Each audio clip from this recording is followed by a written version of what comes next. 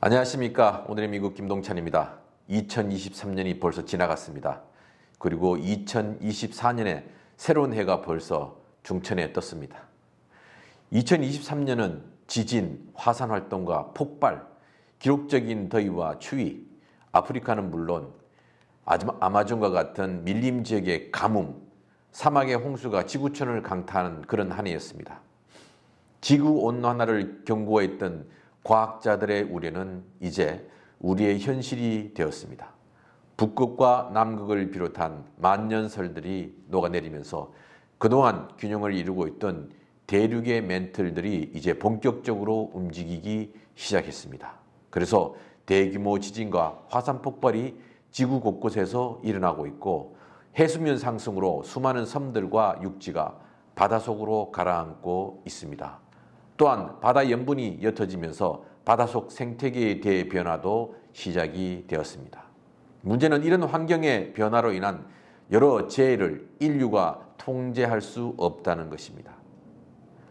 그리고 여기에 인류가 만들었음에도 불구하고 어쩌면 통제 불가능한 것이 있습니다. 바로 인공지능입니다. 2016년 학습 인공지능 알파고가 나와서 이세돌 구단과 바둑 대결에서 이겼는데 이제는 그 알파고 제로를 넘고 알파 제로를 넘고 그리고 2021년에는 아무런 학습 없이 오로지 혼자의 학습으로 알파 제로를 넘어서는 뮤 제로가 등장하였습니다.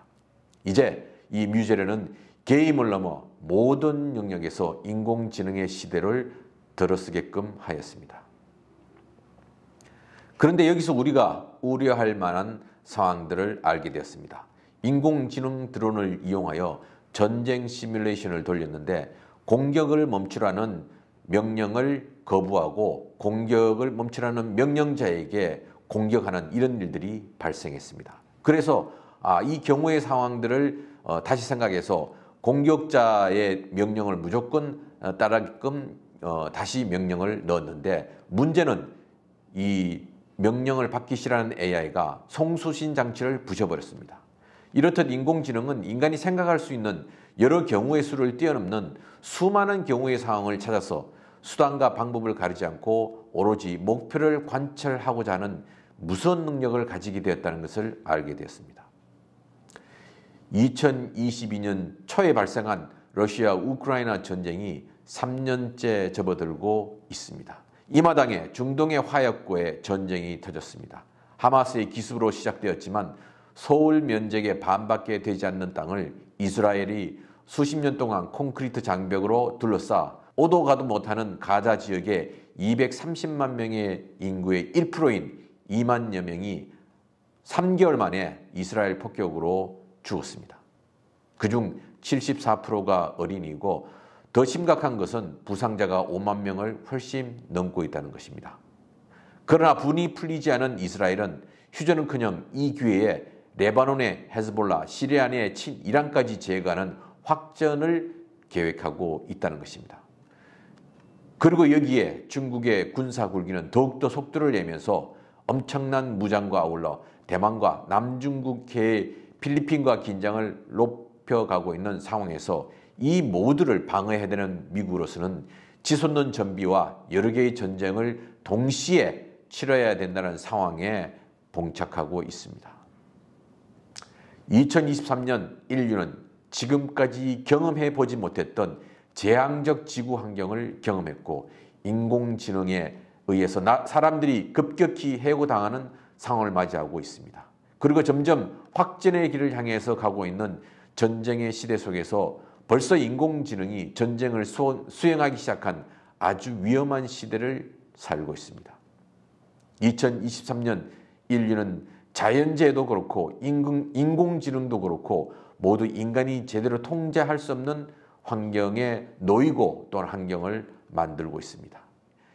이런 상황에서 2024년에는 76개국이 대규모 선거를 치릅니다. 재앙적 지구 환경과 또 다른 재앙이 될지 우려되는 인간의 능력을 압도하는 초월하는 인공지능을 어떻게 풀고 관리할 것인가 하는 이런 상황에 확전으로 치닫는 전쟁, 인플레이션, 난민, 그리고 각 나라마다 극단주의가 판을 치고 있습니다. 이번 선거를 통해서 각 나라가 어떤 선택을 하든지 우리는 분명히 세계사적 대전환의 시기에서 2024년을 맞이하고 있습니다. 분명한 것은 2024년에는 인류가 더 깊숙이 이런 환경 속으로 들어갈 것이기에 정말 미래를 내다보고 대안을 세울 수 있는 그런 유능한 정치 지도자를 선출해야 할 것입니다. 바로 이런 정치 지도자를 선출하는 해안을 가지는 것이 유권자의 가장 중요한 책임이고, 또한 그런 사람들을 선택하는 것이 우리 유권자가 해야 될 중요한 몫이라고 생각합니다. 올해 미국 대선, 미국의 435명의 전원 연방 하원을 선출하고 33명의 연방 상원을 선출하고 11명의 주지사를 선출하는 그야말로 대대적인 권력 재창출의 시기에서 우리는 어쩌면 엄청나게 다른 문명권으로 갈 수 있고 어쩌면 새로운 문명을 창출할 수 있는 그런 기회에 서 있다고 할 수 있습니다. 여러분들은 어떻게 생각하십니까? 여러분들은 어떤 정치인을 뽑아야 된다고 생각을 하십니까? 2024년 새해 벽두부터 우리는 이런 상황에 직면해 있다는 것을 알고 올바른 선택을 할 수 있기를 기대합니다.